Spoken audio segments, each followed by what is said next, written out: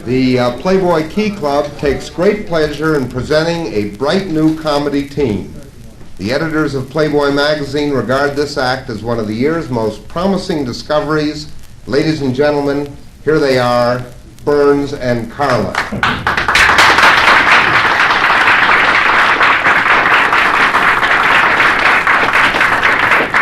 Thank you. My name is Jack Burns. This is my partner, Mr. George Carlin. If there are two things in life that we as individuals, George and myself, dislike intensely, one of them is the jelly you'll find on the other side of the soap if you leave it in the dish overnight. The other, women's clubs. My feelings were engendered by the fact that my mother, a wonderful woman, was president of a women's club while I was growing up. As I say, she was wonderful, but slightly misguided. She was fighting for recognition of Red China. This was in '38. So we'd like to show you now a meeting of the Southgate Mothers Club on a Monday afternoon. I'd like to welcome you all to the Southgate Mothers Club. Before we start the usual business on the agenda, I want that all of you should observe a moment of silence and compassion for Mrs. Tompkins. Mrs. Tompkins' kid, Humberto, was picked up this morning on a murder one rap. Now, we know that Mrs. Tompkins has not had a lot of time to spend at home with her kids. She's been very busy on the Juvenile Delinquency Committee. All right, now to the usual business. First of all, a report on next weekend's activities from our next weekend's activities reporter. Very happy to have Agnes once again. Here she is, Agnes, once again.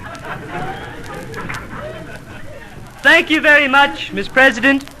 Well, of course, next weekend is our annual Fudge Fair. Now, we hold the Fudge Fair each year at this time to gather enough money to get the needy children of the neighborhood out of the neighborhood for the summer. If it were possible, we'd like to get them out for the winter, too. Now, I found a lovely tract of land that we can establish our summer camp on, and I think we could fill it with ropes and boards, an abandoned icebox or two, some plastic bags, and they can play to their little ethnic heart's content. Now, another little bonus, the edge of the Southgate River runs right near the camp, except during flood season, then it inundates the camp. The camp will be held during flood season this year. So that's it, and I would like to remind you girls, fudge.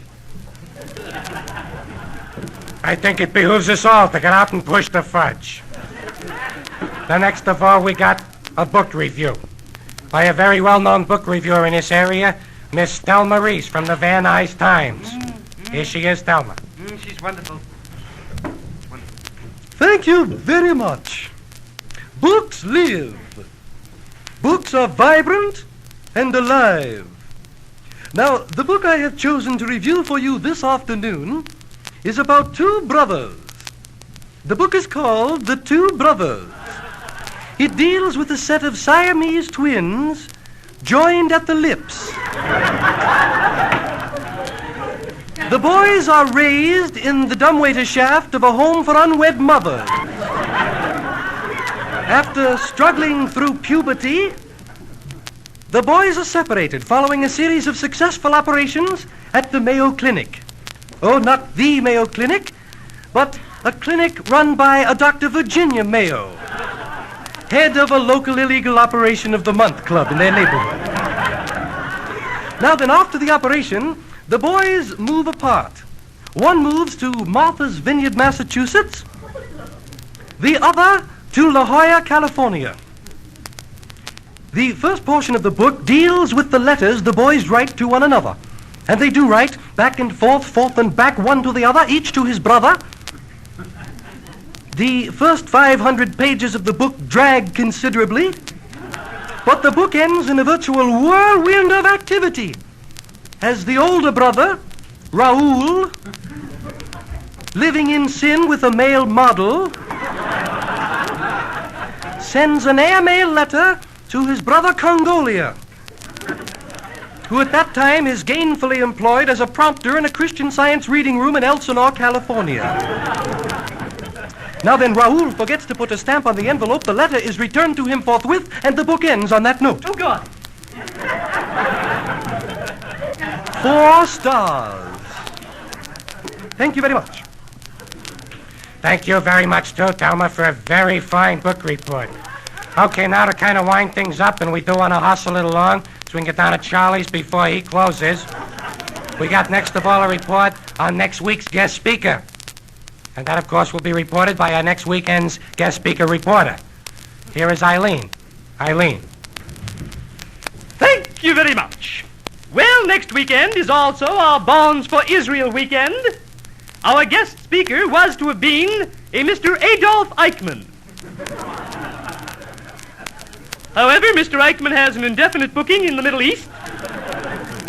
That's showbiz. So, in his stead, we have a lovely young lady from the State Hygienic Board, Mrs. Phyllis Carswell. Her subject will be sex play among our children between 6 and 9, and again between 9 and midnight.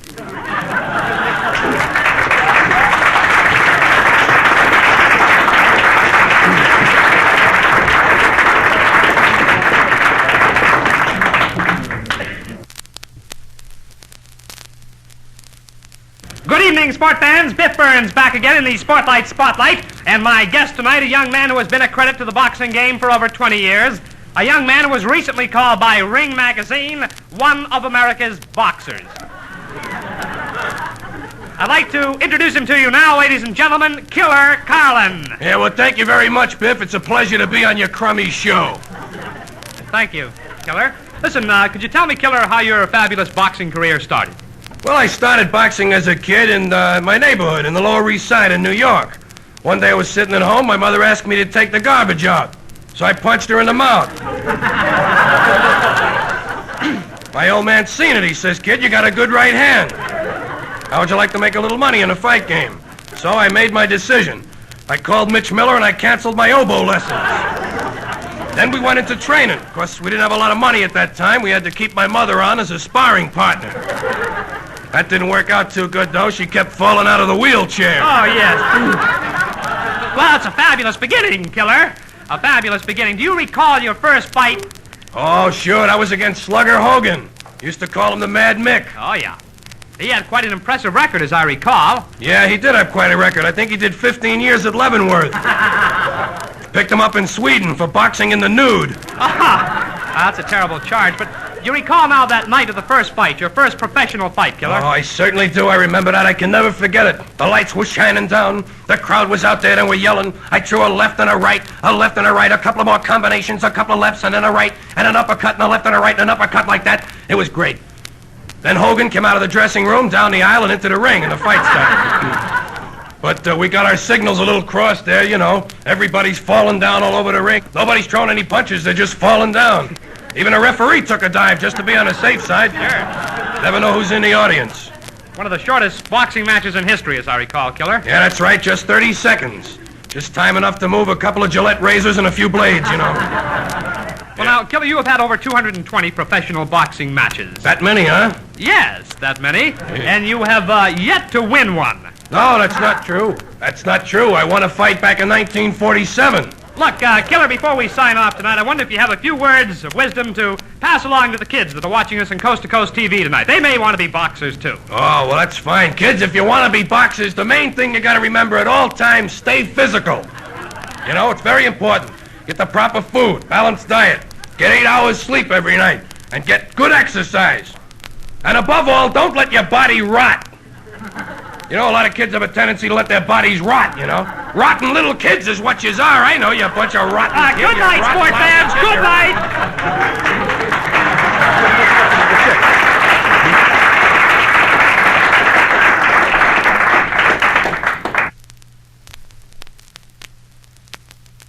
There's another type of television show that comes on your screen every afternoon. It's directed primarily toward the children.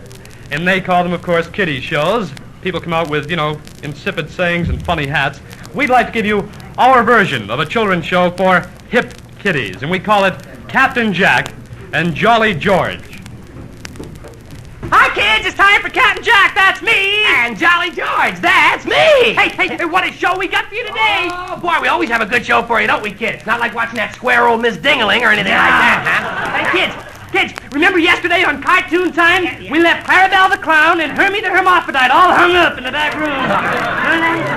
You see, what they were trying to do, they tried to hide the booze before Clarabelle's mommy came in. Yeah. Hey, now how about you kids out there? You managed to get the booze hidden before Mommy staggers home? Oh, let's watch that now. Mommy don't want to see you getting smashed, too.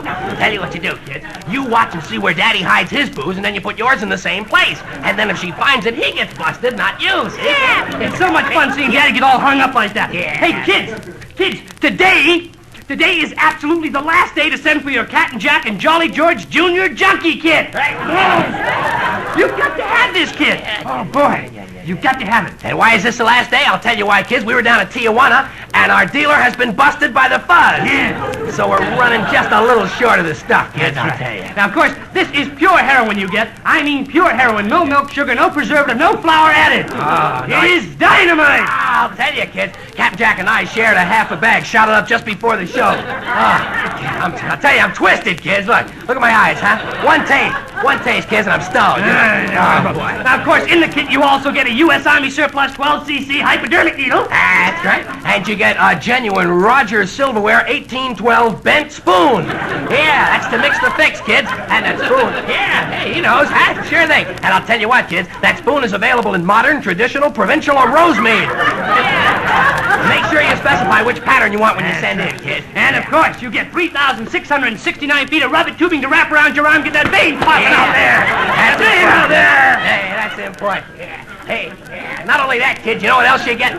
You get a 30-day supply of cotton to keep the spike clean. You know, don't want to get an abscessed vein. You know, Captain Jack, we had a lot of letters from kids. They're shooting up with a dirty spike and they're getting an abscessed vein. Oh, now, kids, I'll tell you what you do. You keep that spike clean. And when you see that big bluish-purple splotch creeping up your arm, kid, it's time to switch to the main vein. Right back there, kid. That's it, kid. That's a wonderful spot. Now, for the first 250 kids that send in for their kit, you're going to get a bonus, and that bonus is... a genuine 8x10 autographed glossy picture of Alexander King. Yeah. You can hang it right beside Mummy's picture. Yeah. Okay. Now, here, for your kit, you send to Captain Jack and Jolly George, care of Pusher, Hollywood 28, California. In New York, call Withdrawal Symptoms 58964. Okay, kids, it's time for milk. Milk drinking time on the Captain Jack and Jolly George show. Gotta drink your milk with us, kids. Boy, that's good. Now, don't forget, kids, you never outgrow your need for milk.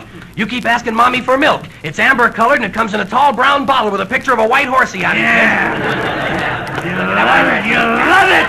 Hey, kids, now this is for the little girls. Yeah. Little boys, out of the room. Little girls only. That's right. Today is your next to last day to send for your Lolita kit. That's right. You see, in this kit, you get, of course, an autographed picture of Vladimir Nabokov and the original Lolita. Hey, yeah, and I'll tell you, also get a little instruction booklet in there, girls. And you know something? If you girls read those instructions and do the exercises prescribed, that's kind of fun in itself, girls. I'll tell you what, in just 2 weeks, you'll be walking and talking and acting like girls twice your age. And you can pick up a little cash after school, you know? Yeah! Why not? Huh? Okay, kids, as we do every day, we want to leave you with our thought for the day. Above all, don't forget to pray. Night, kiddies.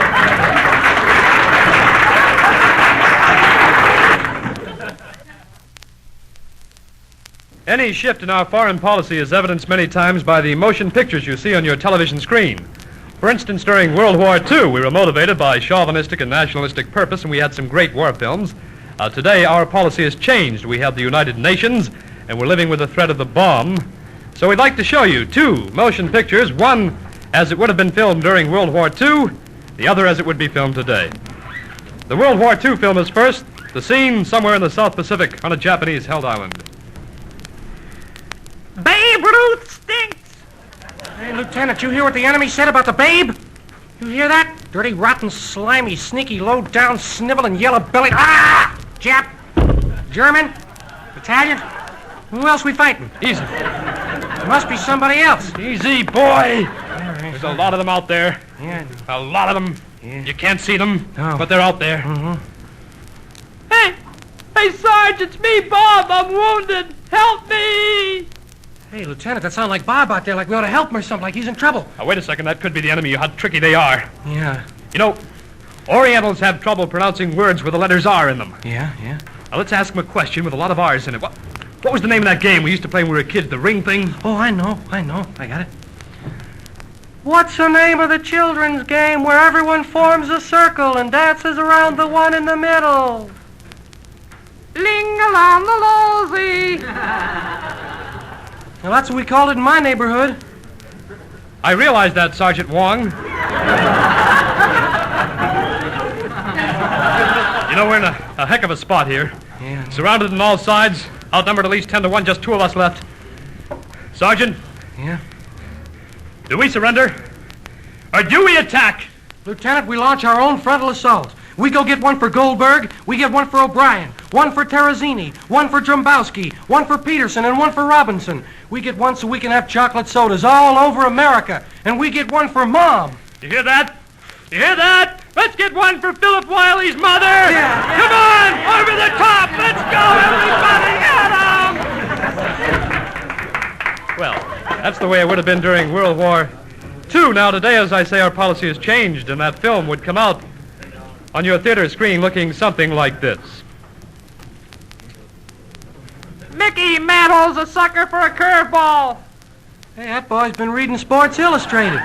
Yes, they're very well informed, the adversary. I don't think we should ever underestimate them. In fact, they've taken giant steps in their educational system, passing our own secondary system in many instances. Well, better schools are everybody's job. I think we should all give now to the colleges of our choice. Good advice, Sergeant. Someday you'll be a lieutenant. Hey, Sarge, it's me, Bob. I'm wounded. I sound a little to you like Bob, like he's in trouble or something? It could be. Now, I didn't see him at the chow hall tonight. He lost his Diners Club card. It could be the enemy. Yeah. You know how tricky they are, devil-may-care. Yeah. Why don't you ask him a question? Okay, let's see what's going on, huh? Yeah.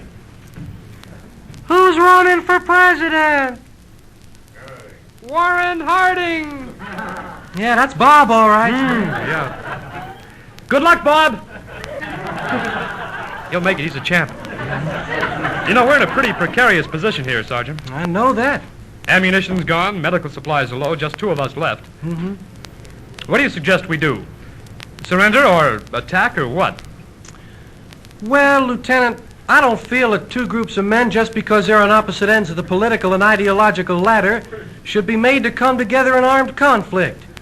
I feel that steps are being taken now within the framework of the United Nations that will one day lead to a worldwide brotherhood of man. Men of every race, color, and creed will walk side by side through a world based and founded on peace and equality. Work is being started by great leaders at this time: Eleanor Roosevelt, David Ben-Gurion, Carlos Romulos, Ed Sullivan, Bobby Darin, Stan Musial, Mickey Mantle, Sid Ziff, Robert Hall.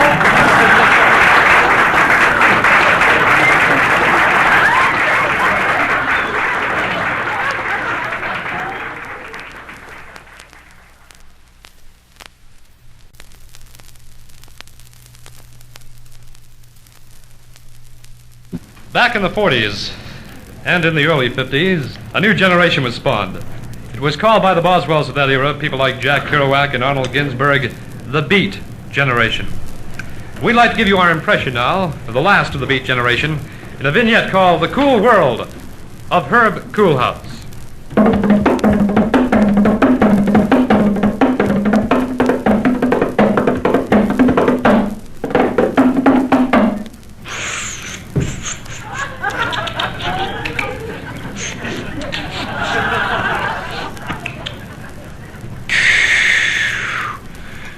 Oh, man. I hope I can find that guy again. Pretty wild stuff there. 5'3" and no bammies. Use your Bank America card, too. My name is Amos Malfi. You know? Amos Malfi. And this is my partner, Herb Koolhaus. Herb is an angry poet. And I'm a fairly salty bongo player. And everything is groovy, right? Everybody high? Everything all right?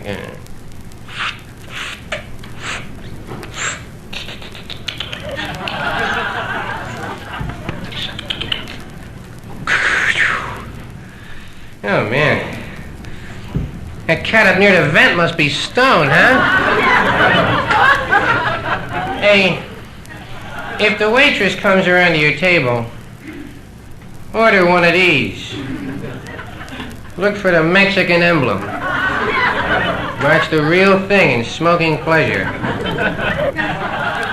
The honest taste of pot. All right, man, so everything's groovy and everybody's high, right? All right. Me and Herb made an album, you know. We made an album, and we made it on the Irate label. It was reviewed in Downbeat magazine last week by Leonard Feather. Leonard Feather said, "This is undoubtedly the worst piece of trash ever recorded." Well, we all know what a fink Leonard Feather is. So I think his comments speak well for Herb's work. And everybody's high, right?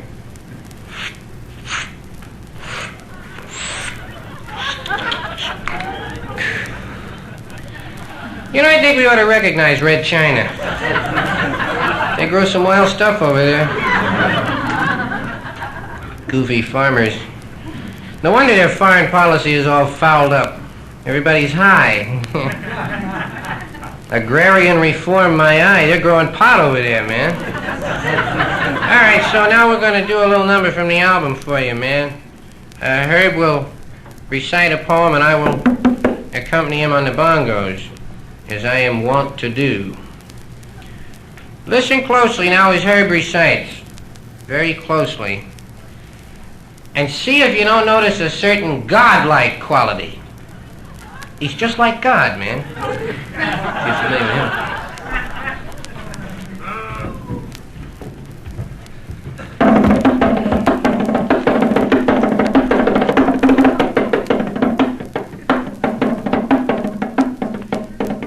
Okay, cool it now. I got a headache.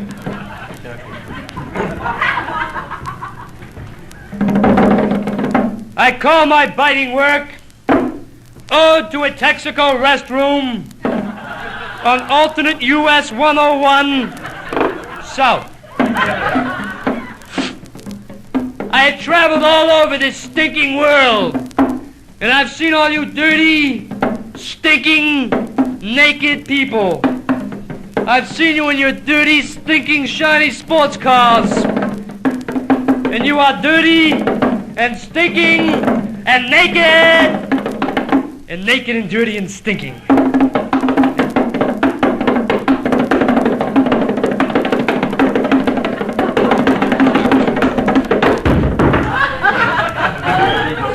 Give him hell, Herb! Don't appease with them cats.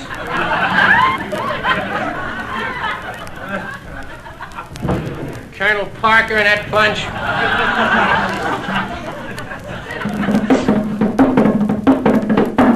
Your naked dirt stinks. There is so much dirt in the world, and I have seen it all. It is all on me. It is not clean dirt, like they have in Iowa, but dirty dirt, like they have in Toledo. Toledo stinks, and it's naked. Soon the dirty, stinking dirt will inherit the earth, and we'll all be dirty, and stinking, and naked, and like that. Besides, with that infrared seat that keeps flying up at you, how can you rest in a Texaco restroom? Later.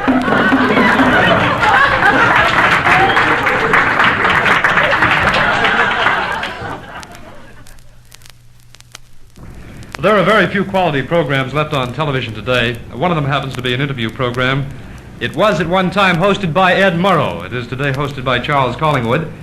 Ed is on a sabbatical leave. He had a choice of taking a sabbatical or taking over Queen for a day. So we took the coward's way out. We'd like to show you now the original Person to Person. Good evening. My name Ed Murrow. The name of the show, Person to Person. Tonight our guest, his party's front-runner for the presidential nomination, Senator Chester Freebich. Senator Freebich lives in this modest 40-room bungalow, financed with the aid of a GI loan. It has 18 bedrooms, 22 bathrooms. The senator has a problem. I hope you'll be with us for the entire show. Good evening, Senator Freebich, and welcome to Person to Person. Well, thanks a lot, Ed, and welcome to Person to Person. Senator, with the convention upcoming, you must, of course, be rather nervous. Yeah, that's true. Most of your party professionals get a little nervous around convention time, Ed. Of course, this year the American Legion Convention's being held in Palm Springs, which I don't understand. There's not much happening there. No place to fill the water pistols, you know. All the girls are carrying health cards, too. No, that's not what I meant, Senator. I meant the Democratic National Convention being held in Los Angeles. Yeah, I know that. Well, Senator, as I recall, you are not even a member of the American Legion, are you? No, as a matter of fact, Ed, I'm not. The Legion won't have me in the ranks, you know. Just another black mark on their record, the way I look at it. But they're a little leery about that incident during the war, you know. Oh, yes. Nothing at all. I recall that incident during the war very well. Yeah, I thought you would, Ed. That was the time that you were broadcasting to American troops from Berlin, advising them to surrender a week before VE Day. Yeah. Just a little case of bad timing, Ed, that's all, you know, a little bad timing. It certainly was. Do you think that charge will be brought up against you by your opponents? Well, they better not, I'll tell you that. I got plenty on some of them. I know about that one watching tonight with the high forehead out there. I know about you. And your wife in the Capitol cloakroom there, Senator Green, 92 years old. Poor guy's got a bad heart. I know all about Senator, it. Capitol cloakroom. Senator, please. Senator. Yeah. Are we still on? Senator, no personalities, please. That's another thing. He's got no personality, that one. I know all about it. His wife was all right, though. I'll tell you that. Up-tune, cha-cha-cha, shabba-tune. Senator. Yeah. Now, your supporters and, of course, your detractors say that two things may hold you back from the nomination: your age and your religion. Could you clear up one thing tonight in the doubts, in the minds of those who may be watching? Yeah. Just how old are you? Well, I'm 18, Ed. Be 19 a week from Tuesday. Happy birthday. Thanks a lot, Ed. Now, you say you are not worried about the religious issue, at least you ought not to be. Do you feel that people are less bigoted today than they were, say, during the days of Al Smith? No, I would say, Ed, roughly 3 to 5 times more bigoted now than ever before. I think bigotry is definitely the coming thing in this country. Definitely. Organized bigotry with great leaders like John Casper and Orville Faubus and people like that to carry on the fight. Why, I just think that the wave of the future in this country is organized bigotry. Yes, that's fine, So I'm not worried at all about religion, I'll tell you that. Well, apparently not. What have you done about the religious issue? Well, I've done the only thing that a man of any moral fiber can do. I've renounced my religion. Well, I don't think that the Rosicrucians are going to miss me. You know, I never got to many of the meetings. I never bought the stupid cookies. I don't know nothing about it. I don't even know what amorc means. I just cut the coupon out of a dirty book, you know what I mean? Yes, well, thank you, Senator. Good night and good luck. Keep swinging, Ed, you know. Just Good keep night. swinging.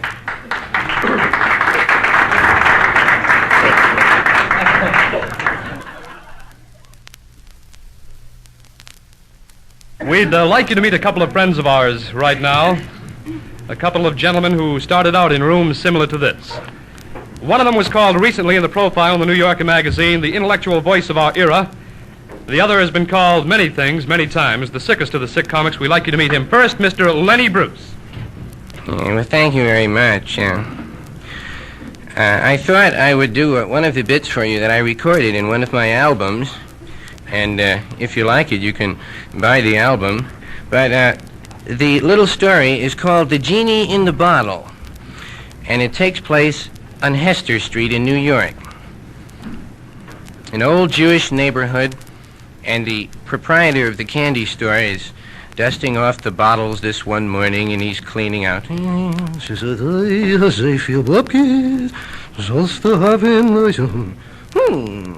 What's in this bottle here?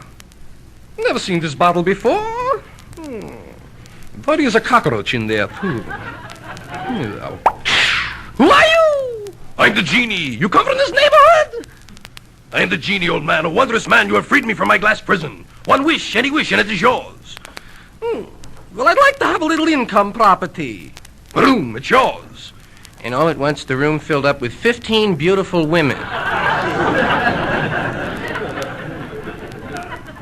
One more wish. Any wish, old man, then it is yours. Well, I'd like to go to Atlantic City. Go. Who'll take care of the store? I will. You can take care of a candy store. I'm the genie. I can do anything. All right, I'll go. But don't give no credit to the Schwartzes.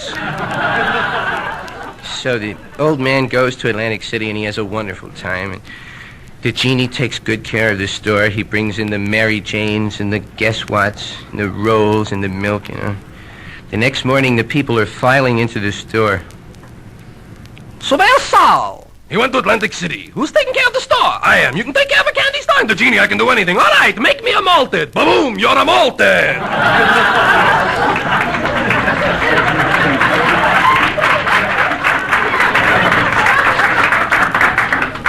Another good friend of ours is here tonight, Mort Saul. All right, good. Thank you.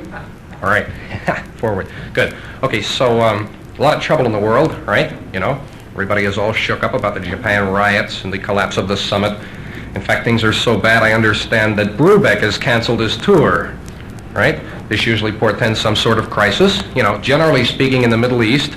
But I think he's divorced himself now from that Arab League thing. He's expanding, you know, taking in Northern Europe and Eastern Asia, you know, that's important. And I think better understanding is coming out of all of this, right? Good. Okay, so forward, right. Back to the premise. Japan, a lot of trouble over there, right, with the riots and, you know, the snake thing. All right, so good. All right, here's the scene. They're rioting all over. They're rioting in South Korea, in Turkey, in Japan, and it's always these students, right? The students are the ones that do all the rioting, right? Good, okay. All right, I want to talk more about that later anyway, the student and his role. Okay, so, all right, the students, but they figure, you know, it's June, right? Exams are over, school is out, let's riot. Good, right, before we go away. Last time together, it's kind of a camaraderie thing, right? So, we'll all riot. Here's two students in Japan talking, right? You see? Well, what did you do in philosophy?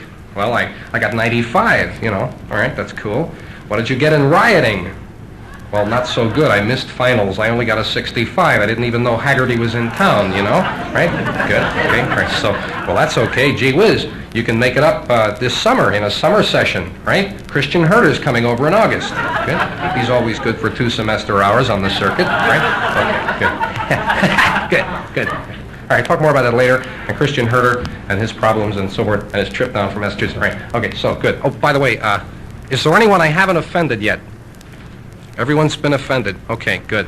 All right, back to the premise. Onward, right? Good. Okay, forward. Good. All right. Okay, so anyway, the trip to Japan that Eisenhower was supposed to take was canceled, right?